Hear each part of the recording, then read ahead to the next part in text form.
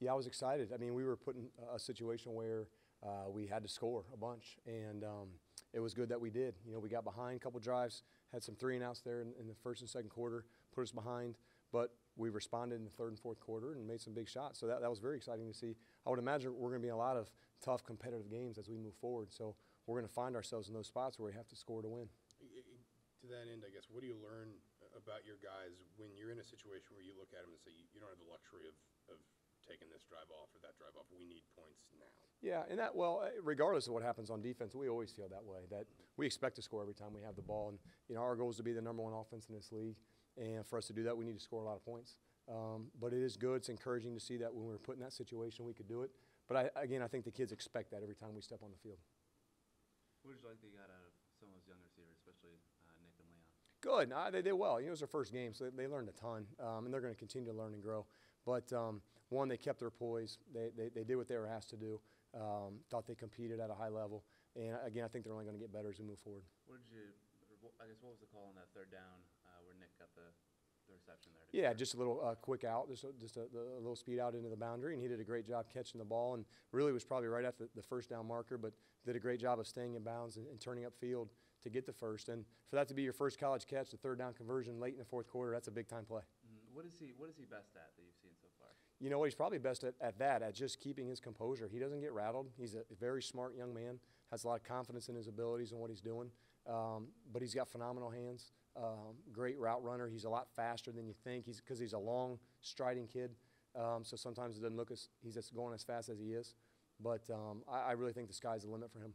How important is it that I know young guys have a lot to learn technically and schematically. How important is it to have a guy that, when he does hit the learning curve, isn't going to lose his confidence? No doubt about it, and that's true with Nick and Leon both. I thought they both went through fall camp learning at a high level, meaning we kept dumping it on every day, installing new plays, and they kept right up with us.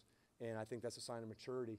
But for those guys, you know, because the college game is so much faster anyway, if you're out in the field thinking, it's going to slow you down. And I think those kids are playing fast and thinking at the same time, you know, executing the plays at the same time. One of the things Coach Wilson noticed during the game was that Nate was a lot more demanding on the sidelines. What did you think of his demeanor, and how much did that help you guys? Really good. And again, I think Nate's been different for a while since he's been back. I just think he felt, you know, we were in a situation where we had to score. He knew he could make some plays, and he was just explaining to us, hey, listen, I really like this. I think we can make a play on this, whatever the play or formation was. But it's great to see from a senior quarterback who, again, we think he's the best in this league.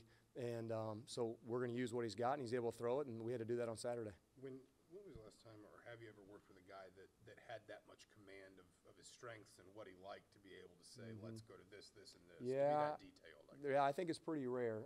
But again, with Nate, like you just said, he's such a smart football player that he sees things on the field. He knows what's going on. He studies film throughout the week. And then you compile that with his great athletic ability and his ability to throw the ball down the field. It's a good combination. And I think he's at a confidence level where he feels like the game is slowed down and he can see everything that's going on. How far has Jordan Howard's conditioning come in the last 7-8 months? A long way, a long way. Really, since winter workouts, spring ball, he's come a long way. And a game like Saturday just shows why he needs that, because he's going to be our workhorse and he needs to be in great shape. He's a man of few words, isn't he? Yeah, he doesn't say much at all. But you know what? We all said it as coaches on game day. When we said set hike, when the lights came on, he was a different person. And that's great to have those qualities. That when you know the big games come, he's going to step up. How crucial, it's kind of a basic question, but in that vein, it felt like Divine and Jordan both running hard and kept you guys on schedule on a lot of drives. No doubt. Guess lots of just 4 or 5 yards on first down to open up more things on second down. How important that's critical. Is that yeah, regular that's huge. You know, I think we had 1 3rd and maybe 12 and 1 3rd and 7. Other than that, we were in 3rd and 5 or less, which as offensive coaches is really nice to have that ability. And again, I think those backs are a big part of that. Coach, the other thing, I don't think you guys didn't have a negative play, right? We might have had a couple. No, I think we had a couple negative plays, yeah. We had no turnovers, which we're trying to build on. We had no sacks, which to us are both positives we try to build on.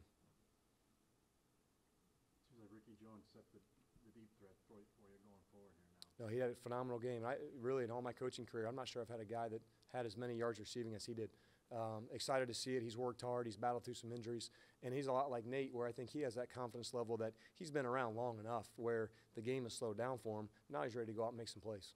Maybe it's a dumb question, but, you know, for a guy that's kind of been through what he's been through, the injury, moving around a little bit, just how important is it to have that game, as much as maybe he feels like he's capable of that, for him to see himself. to that he it, can right? do that, right. I think that's critical. I think that just builds confidence to know that you can step onto the field and make 50, 60, 70-yard pass receptions is huge for a receiver. And really today I felt like he practiced differently, just that he practiced at a higher level than he really had been. And so that's a great thing. We're looking for big things. We need him to. People have been saying that he looks like, the old Ricky when he first got here. What are some of the similarities between him now and him then? Or what are some of the differences? The old Ricky, before, because I think he had a fractured ankle maybe and something else to his foot, whatever it was, but he was just very agile, could change direction very quickly, could accelerate very quickly. He's always had great hands, but I think now he's back to where his body, he can move a lot more like he could when he first showed up.